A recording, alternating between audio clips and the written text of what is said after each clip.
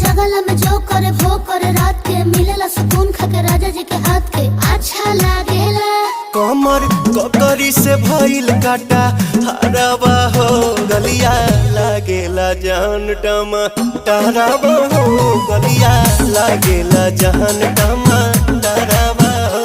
कहे तोर गया तुझको मैं पार करना अपने खाला पहले हम के खिया करना तबे भइल बा कमरिया मोर चाह करना तबे भइल बा कमरिया मोर चाह करना चाह करना।